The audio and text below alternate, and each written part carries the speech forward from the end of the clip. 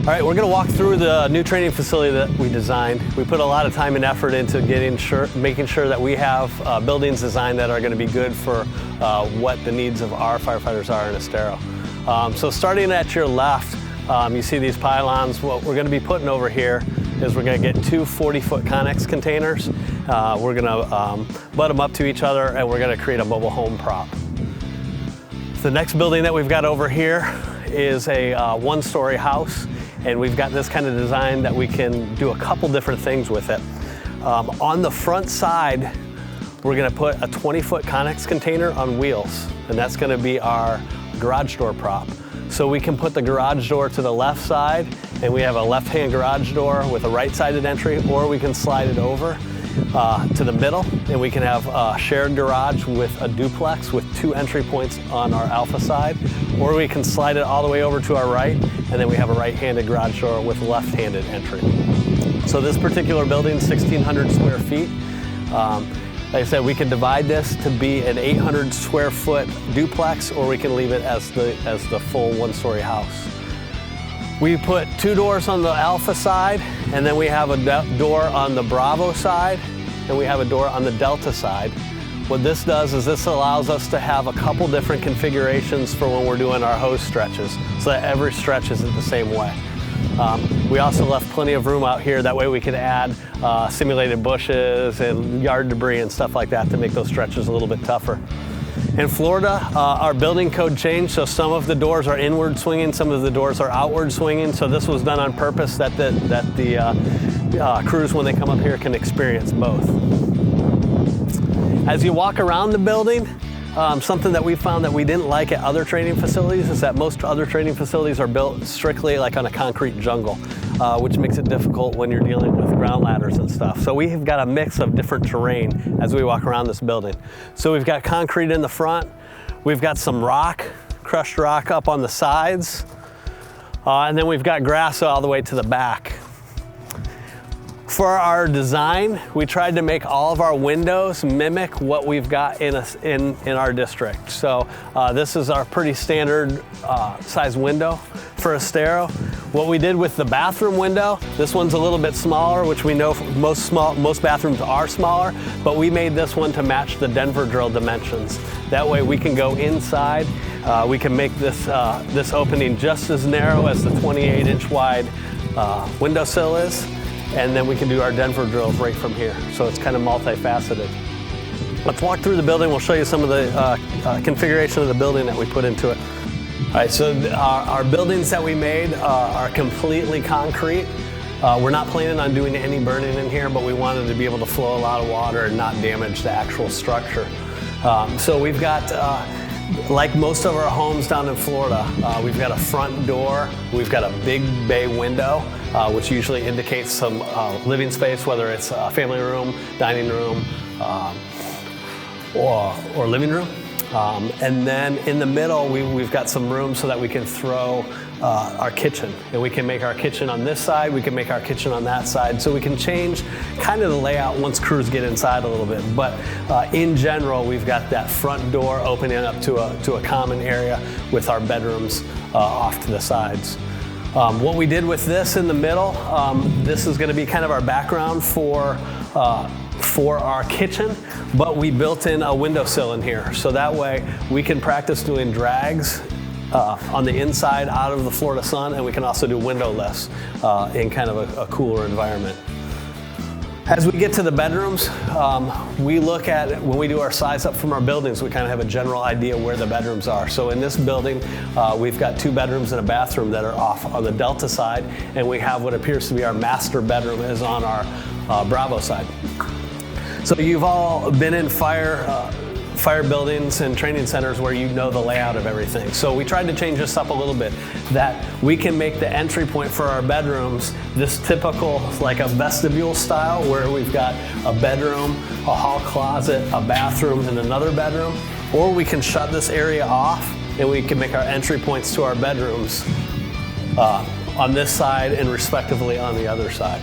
So when we come into our bedrooms, we made our bedrooms that are typical of our Florida size, 10 by 10, 12 by 12. We left some room so that we can put a hall closet in here, And then we also have a door that would lead us to like a Jack and Jill bathroom, right? Door swing is huge for us. So we'll talk about door swing a little bit over here. When we're trying to teach search and house orientation, we teach that typically bedroom doors and bathroom doors swing in. So that would allow us to come here, bring the students here and say, inward swinging door with carpet, what's that room? Inward swinging door with tile, what's that room? And it can, to allow the student or the firefighter just to kind of understand, okay, now I know. This is a bathroom, that's a bedroom.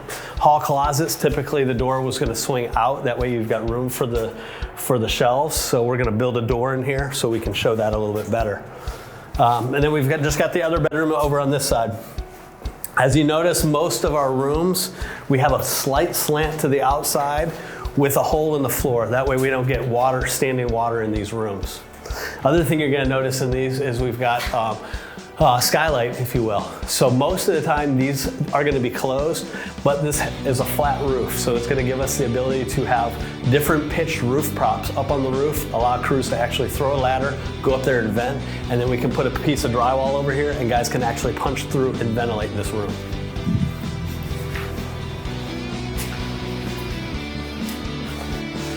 We'll come on over to our master bedroom side. This is a little bit bigger bedroom. And then right off of this bedroom, there's an actual bathroom floor. And we made this bathroom a little bit bigger. As you saw from the beginning of our video, this is our window that's 42 inches high, 28 inches wide, which mirrors the Denver drill. So we can take up space in here and we can practice doing our Denver drill right here. We're gonna do barn door style doors, which are gonna mimic having sliders. If you look out back, we can see what we talked about with the different ground coverings for throwing ladders. There's not a ton of space back here, but enough that if we throw the ladders up, we can do it in the grass, we can do it in the rock.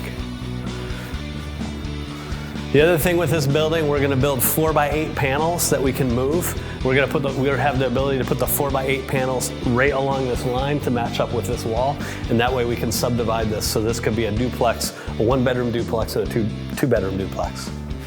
Our goal here pretty soon is gonna be getting furniture and just we're gonna go trash picking and we're gonna outfit these buildings just like you'd find in a regular house. Another component that we usually don't get in the fire training world is to have multiple buildings in a row.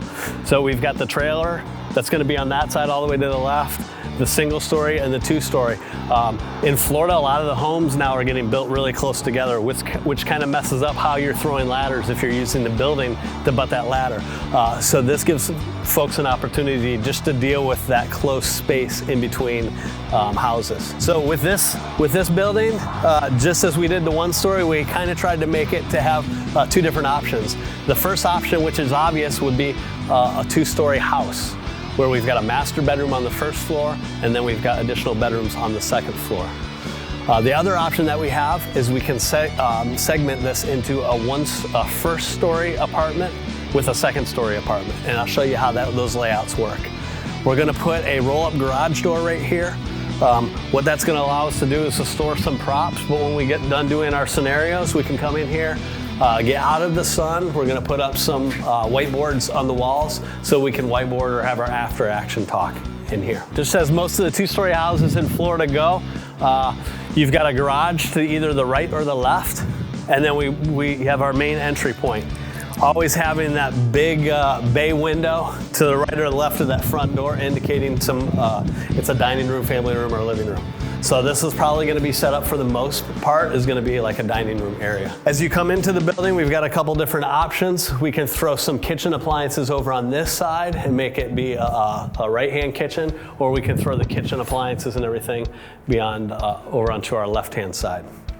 This will be a big family room or living room towards the back of the house. And then we've got our 1st floor master bedroom, which is in the back here. Again, paying attention to which ways we have doors swing, so bedroom doors typically swing in. So we changed this bedroom out from what you saw in the 1-story that we actually added 2 windows into this bedroom. In this one, we've got a master bathroom right here. We kept with the Denver drill dimensions for that bathroom, and then we've got a master closet that we also have on this backside. So one of the big things in two-story houses is trying to locate where the stairs are. So typically on our two-story houses, stairs are located in the middle, kind of just right off of the front door. But we have two types of stairs in a stair typically. We've got a straight run stair, or we've got a right or a left turn stair. So with the staircase, what we built is we built two options, and we're going to throw a door in here so we can take the option of a right-hand staircase out, and we'd be left with a straight run stair. So that's big. That's key for guys doing hose management. So we'll go up our straight run stairs. So we get up to the top of the stairs, and what you're typically going to find in our Estero homes is we either have all bedrooms up on the second floor, or we've got a loft. So this mimics the loft area, which also allows us to do some bailout training. You're going to notice that we've got anchors above all the windows, so we can talk about doing our bailout training in this open area as the loft, and then we can have two windows in play for doing a rope bail and then a head-first ladder bail, or whatever you may have. If we're doing a search drill, we're going to outfit this with stuff that you might find in a loft, like couches, TVs, toys, things like that. Then we've got 3 bedrooms that are off of this second floor. We've got a front bedroom that goes to a balcony. So one option in here is if we find a victim in this room and there's a lot of smoke and flames to our backside, that we can take out a window, but because we recognize that we've got an area of refuge, we can just take that victim right out and put them on this front step. And here we've got another bedroom. And just like we did in one of the bedrooms over on the first floor, we've got room for a closet as well. So this would be a little bit smaller bedroom. When we're putting our beds in our bedrooms, what we're going to do is we're going to make them so that you can have them go side by side, and they can be like a queen size bed, or we can stack them and be bunk beds. That way we can throw people off and they never know exactly what they're going to find. This is probably our biggest bedroom up on the second floor. And this has a bathroom that runs right off of it. So if we were running this as a 2-story or a second floor apartment, this would probably be the master for that second floor apartment. And just like we did on the 1-stories, our roof has spots where we can break drywall and do vertical ventilation if we choose. If we were going to call this our 2-story apartment, where we've got one apartment on the first floor and a separate apartment on the second floor, we'd actually wall off with our modular 4x8 walls. We can actually wall off part of that first floor. We can give you a second entry point. You can take the straight run stairs up, and then instead of this being that loft area, we can throw a kitchen up in here. So this would be a kitchen, living room with bedrooms off of it. So that's it for our 2-story house. So this last area that we've got a 4-story tower. The railings aren't put up yet, but it's a 4-story tower. We're going to put a standpipe system in there. That way we can run some drills off of there.